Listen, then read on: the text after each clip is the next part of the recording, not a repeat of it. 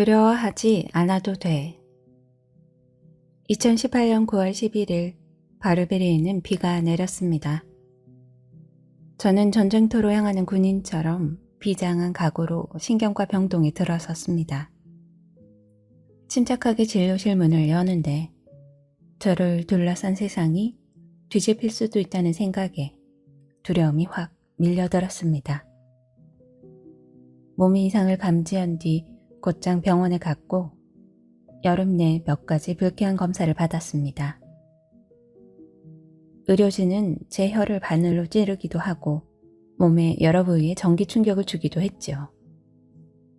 뭔가 심각한 문제가 생겼다는 의심은 점점 확신으로 굳어졌습니다. 구글에서 제 증상을 검색해 봤으므로 일어날 수 있는 최악의 시나리오를 알고 있었습니다. 마음 깊은 곳에서 준비를 하라는 신호가 왔습니다. 의사는 검사 수치들을 덤덤히 알려준 뒤 잠시 뜸을 들였습니다. 그리고는 결코 전하고 싶지 않은 사실을 제게 말하려는 듯 힘겹게 입을 열었습니다.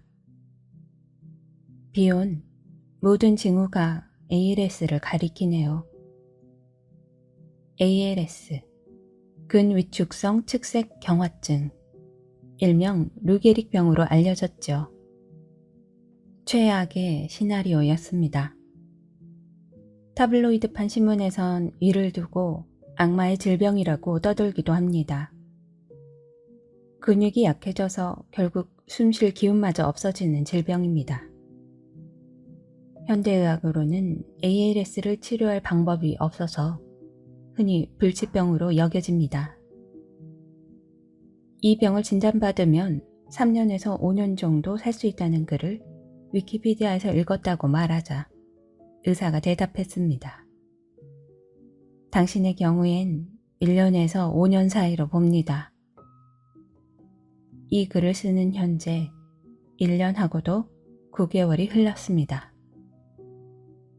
저는 삶이 동시에 두 가지 국면으로 흘러간다는 점을 서서히 깨달았습니다.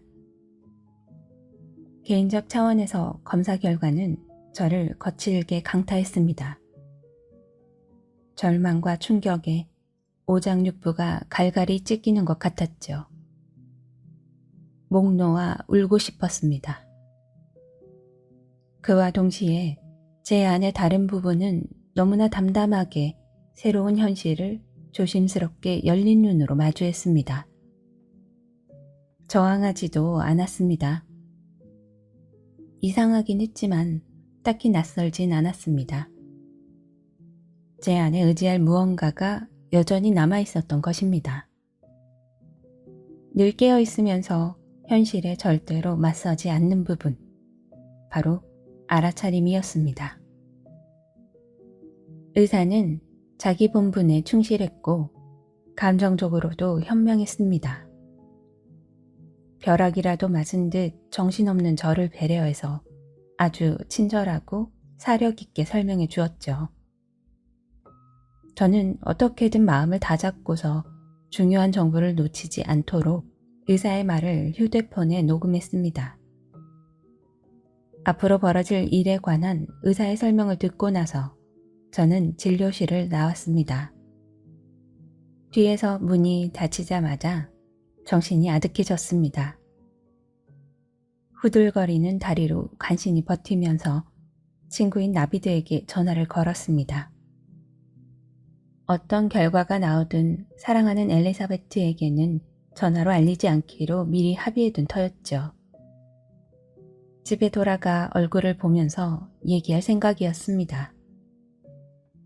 우리 둘 다 무슨 얘기를 하게 될지 너무 두려웠습니다. 그래서 한없이 긴 복도를 걸어 나와 쏟아지는 빗길을 뚫고 차에 이를 때까지 나비드가 저를 붙잡아 주었습니다. 운전석에 오르자 남은 여정은 혼자서 감당할 수 있을 것 같았습니다. 그래서 전화를 끊었습니다. 시동을 걸고 출발할 때까지는 그럭저럭 버틸만 했습니다. 곧이어 슬픔이 드높은 파도처럼 다가오기 시작했습니다. 고속도로에 이르자 제 안에서 화산이 분출하는 것만 같았습니다. 엘리사베트와 함께 늙어갈 줄 알았는데 내 의붓손자 손녀들이 나고 자라는 모습을 지켜보고 싶었는데 도저히 견딜 수 없었습니다.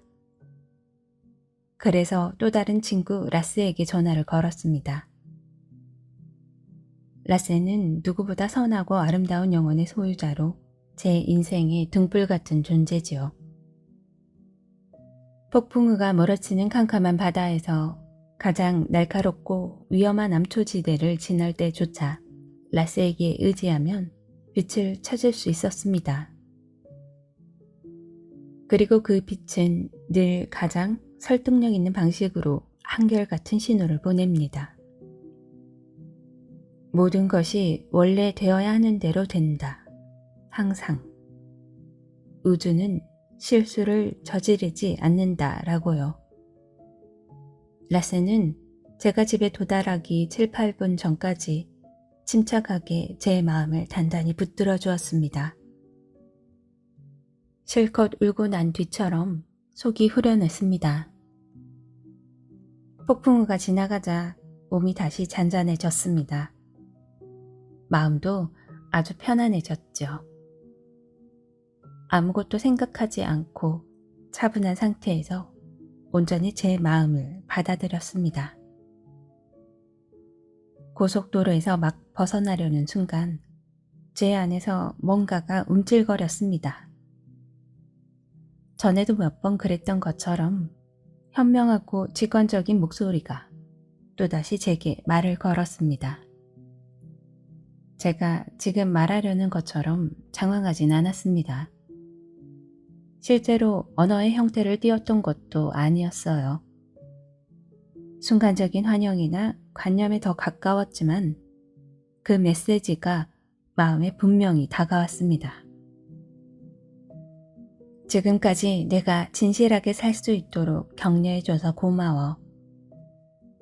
내 안에 아름다운 측면을 발휘할 기회를 많이 준 것도 정말 고마워. 그런데 내가 바랐던 때보다 훨씬 일찍 마지막 숨을 거둘 날이 올 것 같아. 차분히 생각해보니 용서받지 못할 일이나 깊이 후회할 일, 바로잡지 못할 일을 저지르진 않았어. 내 어깨를 짓누를 만큼 묵직한 업을 짓지는 않았어. 그래서 때가 오면, 이 필멸의 고리를 벗어던질 때가 오면 그동안 바르게 살았음을 알기에 난 환한 얼굴로 죽음을 맞이할 수 있을 거야. 다음에 무슨 일이 닥칠지 두려워하지 않으면서 숨을 거둘 수 있을 거야. 마법 같은 순간이 을에 그렇듯 그 순간도 무척이나 놀라웠습니다.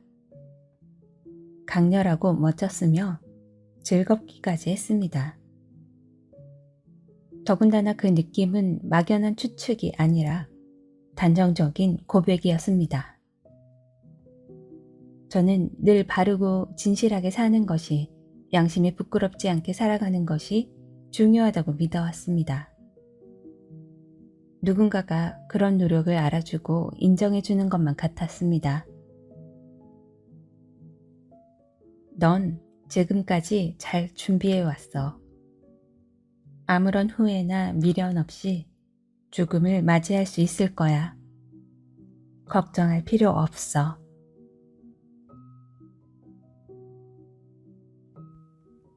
내가 세상에서 더 보고 싶은 것. 제 첫 번째 주지인 아잔 파사노 스님은 달변은 아니셨습니다. 앞에 나서서 이야기하는 걸 딱히 좋아하진 않았지만 주지 자리에 있다 보니 설법을 자주 해야 했습니다. 스님의 강점은 원래 다른 데 있었습니다.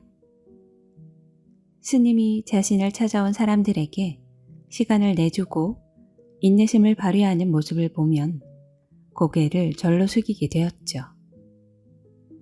일부 방문객은 대단히 오만해서 자신이 얼마나 영적으로 수승한지 마구 떠벌렸습니다. 때로는 불쾌할 법도 했지만 아잔파사노 스님은 누구에게나 친절하고 공정하게 됐지요. 불교 사원의 주지를 맡아 우리 모두에게 모범을 보이는 일은 확실히 쉽지 않습니다. 하지만 스님은 늘 한치의 흐트러짐도 없었습니다. 자신이 설법한 것을 실천해서 행동으로 가르침을 뒷받침했고 선의와 연민을 결코 잃지 않으셨습니다. 어느 날 저녁 차를 마시는 동안 아잔파사노 스님이 설법을 시작했습니다. 어머니가 스님에게 수행을 시작하고 나서 얼마 만에 캐나다의 가족을 방문했는지 물었던 바로 그날이었습니다. 아마도 그 질문이 이 기억을 떠올리게 한 것 같습니다. 스님은 16년 만에 처음으로 집으로 돌아갔던 때의 이야기를 꺼냈습니다. 아잔파사노 스님은 크리스마스를 맞아 부모님 집을 찾았습니다. 가족과 친척들은 명절을 맞아 다 함께 모였습니다. 어느 늦은 밤 스님은 사촌과 식탁에 마주 앉았습니다. 사촌은 위스키를 마시고 있었죠. 위스키 병을 빠른 속도로 비우던 사촌은 갑자기 잔을 하나 더 가져오더니 술을 붓고는 스님 앞에 두었습니다. 한 잔 안 마실래? 괜찮아. 내가 속한 종파는 술을 마시지 않아. 에이, 뭘 그래.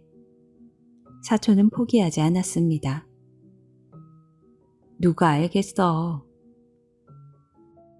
아잔파사노 스님은 그를 바라보고는 조용히 그리고 분명하게 말했습니다.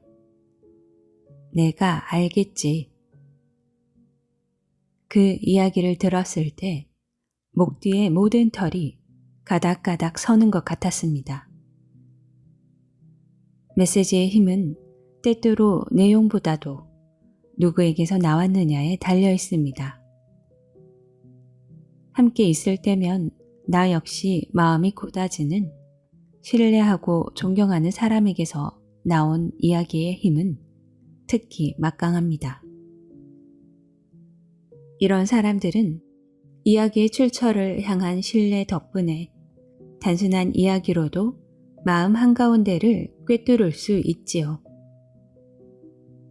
아잔파사노 스님은 제게 그런 사람이었습니다. 그래서 이야기를 듣는 순간에 그 의미가 제 안으로 깊게 뿌리내려 영감의 원천이 되고 진실한 삶을 살아야 할 이유로 다가왔습니다. 제게 윤리의 의미란 그런 것입니다.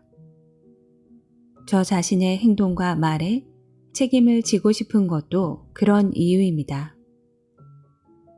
등을 꼿꼿이 세우고 도덕의 나침반을 놓치지 않은 채 살아가고 싶은 것은 어떤 책에서 그렇게 하라고 말해서가 아닙니다.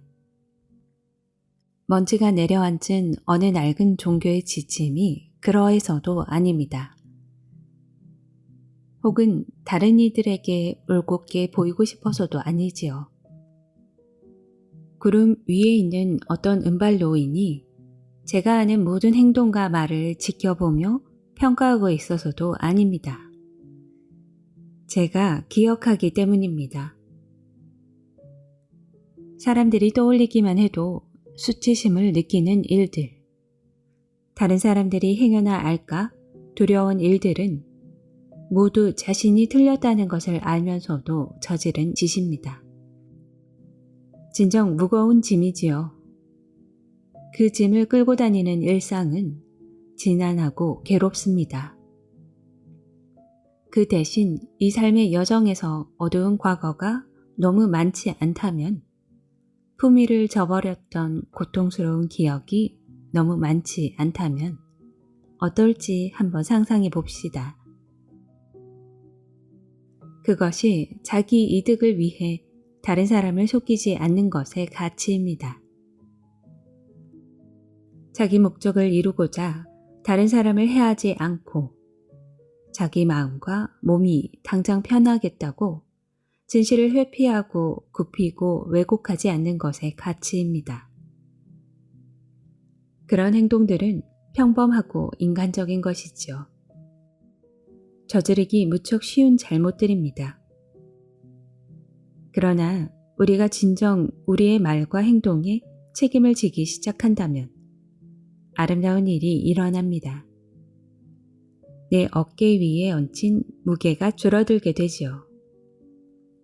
결국 다른 사람을 위해서가 아니라 자기 자신을 위해 그렇게 사는 것입니다.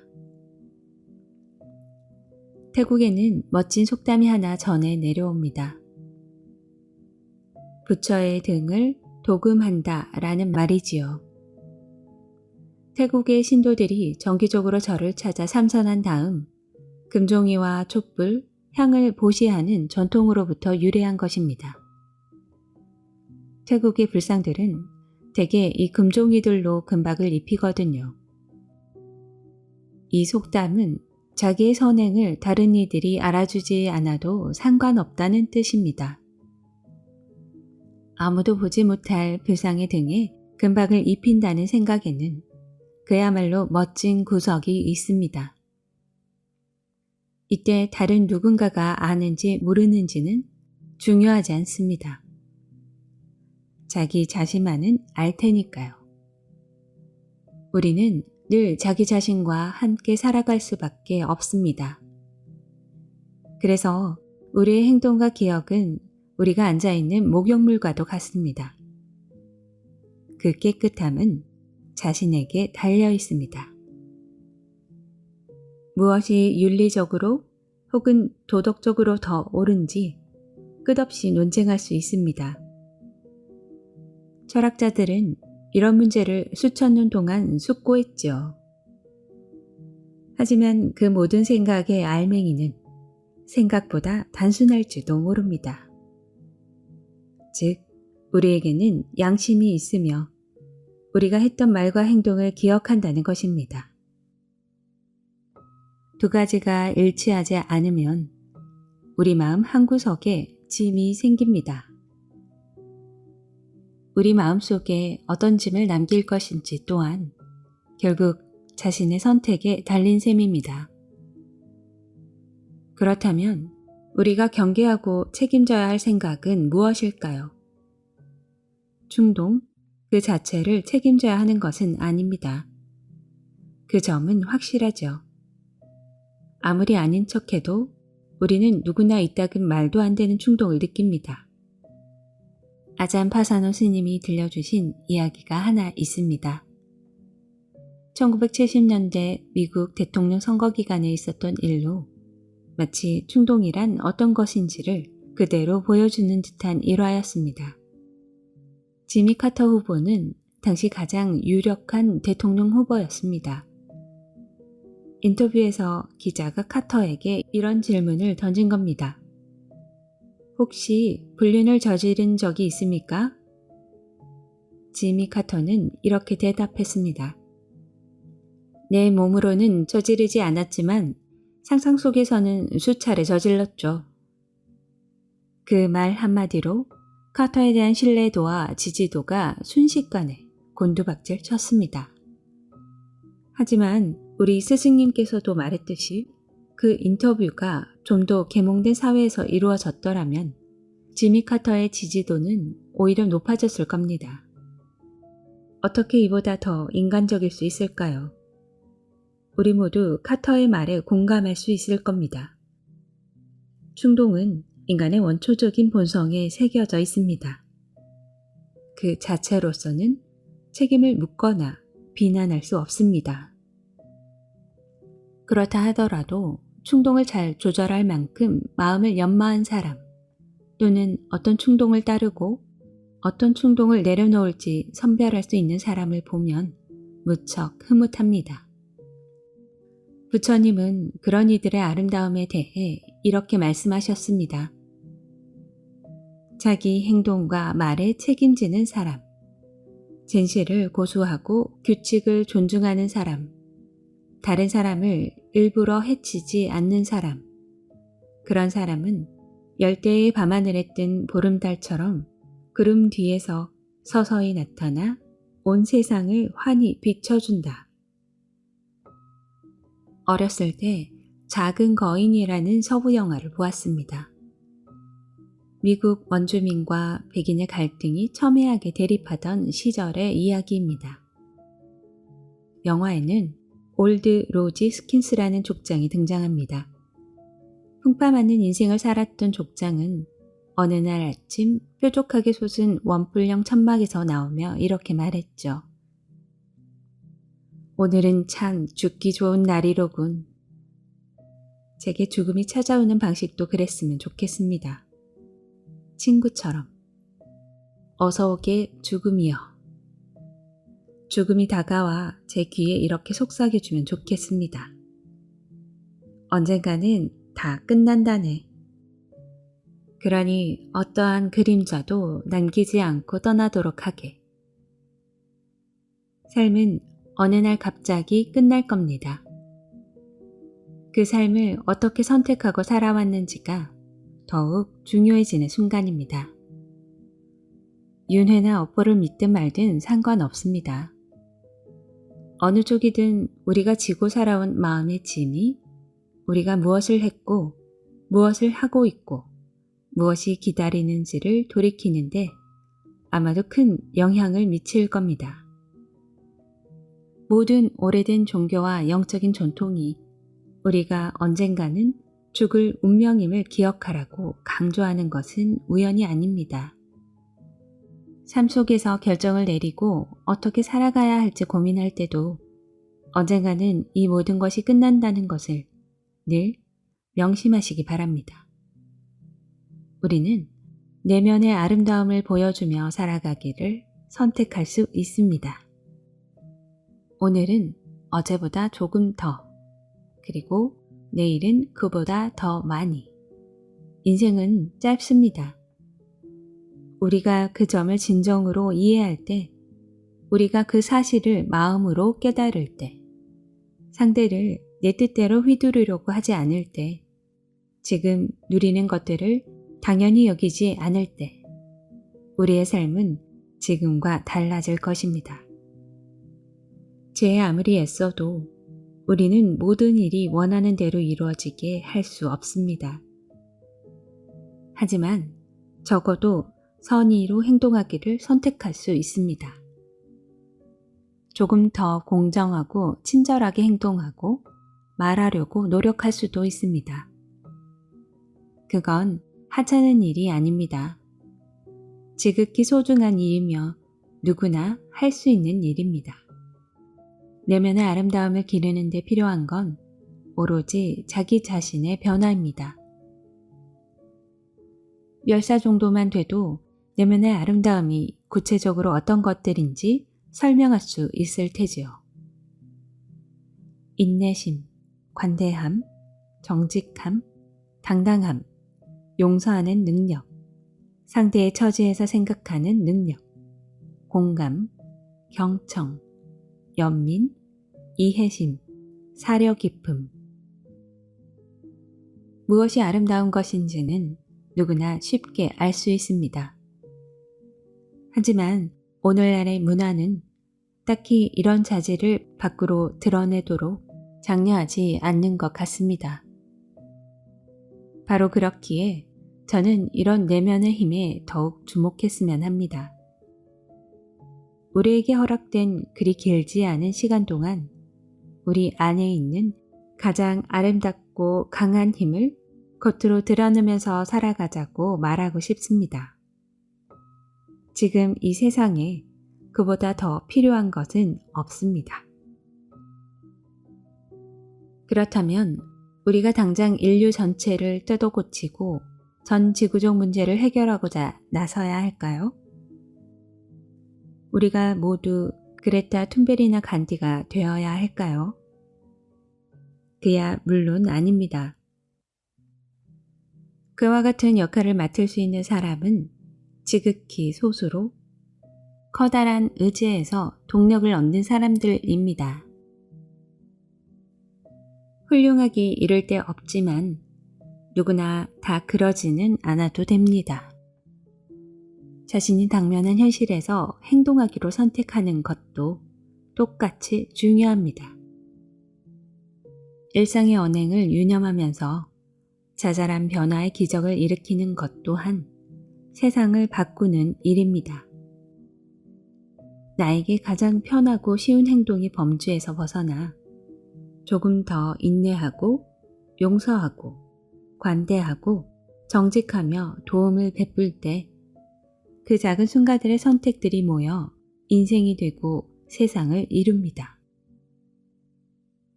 개개인의 삶에는 저마다 도전과 난관이 도사리고 있습니다. 발길 닿는 곳마다 갈림길이 기다립니다. 자기한테 편한 길을 선택해야 할까요? 아니면 상대에게 너그럽고 훌륭하고 포용적이고 배려하는 길을 선택해야 할까요? 세상에 편한 길은 없습니다. 반듯하고 평탄해 보이는 길에도 그것만의 함정이 있기 마련입니다. 그러나 예상할 수 있는 길을 택할 것인지 아니면 더 큰 포용력과 상상력을 요구하는 길을 걸을 것인지의 문제는 남아 있습니다. 출발점은 같을지 모르지만 두 길의 끝은 대단히 다른 목적지로 이어집니다. 내면의 도덕적 나침반이 가리키는 방향을 잘 아는 사람의 삶은 더 쉽고 더 자유롭습니다. 저는 그 증거를 곧잘 목격합니다. 이 우주는 마구잡이로 흘러가는 무심한 곳이 아닙니다. 오히려 그 반대입니다.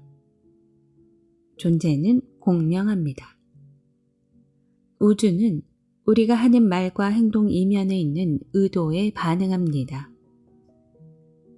우리가 내보낸 것은 결국 우리에게 돌아옵니다. 세상은 세상 그 자체의 모습으로서 존재하지 않지요. 세상은 우리의 모습으로서 존재합니다. 그러니 그 안에서 보고 싶은 모습이 있다면 그런 존재가 되어야 합니다. 문득 해변을 산책하던 어린 여자아이의 이야기가 떠오르는군요. 밤새 몰아치던 폭풍우가 물러난 아침, 파도에 휩쓸려온 불가사리가 해변에 수도 없이 널려 있었습니다. 아이는 불가사리를 하나 집어들어 바다로 던졌습니다. 또 하나를 주워 그것도 바다로 던졌습니다. 그 모습을 보던 한 노인이 다가와 말을 걸었습니다. 꼬마야, 지금 뭐하니? 불가사리를 바다로 돌려보내고 있어요. 하지만 애야, 이 해변은 수십만은 못 되더라도 수만 마리나 되는 불가사리가 널려 있단다. 내가 몇 마리 구해준다고 별 차이가 있겠니? 아이는 아랑곳하지 않고 불가사리를 또 집어서 바다로 던졌습니다. 그리고 노인에게 말했습니다. 쟤한테는 큰 차이가 있죠. 17년이라는 세월을 승려로 살았기에 저는 강산이 거의 2번이나 변한 세월을 따라잡아야 했습니다.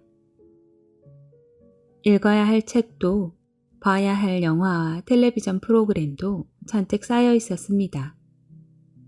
몇 번은 용감하게 도전해보기도 했죠.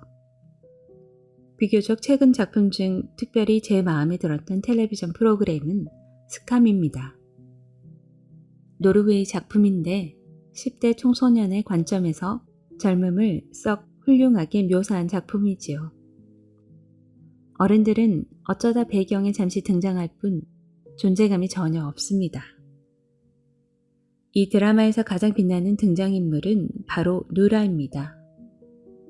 겉모습도 예쁘지만 내면은 훨씬 더 사랑스러운 인물이죠.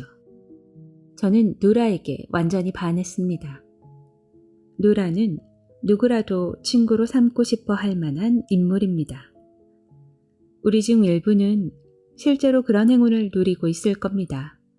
항상 여러분을 지지하고 여러분의 편을 들어주는 친구, 여러분을 돕고자 자신의 안전지대에서 아주 멀리 벗어날 준비가 된 친구. 끈끈한 유대로 무조건 신뢰할 수 있는 친구. 듣고 싶지 않을 때조차 귀를 기울여야 할 말을 들려주는 친구.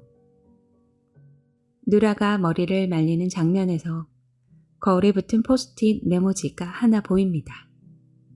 거기엔 다음과 같은 글귀가 적혀 있습니다. 만나는 사람마다 내가 모르는 전투를 치르고 있다. 친절하라. 그 어느 때라도.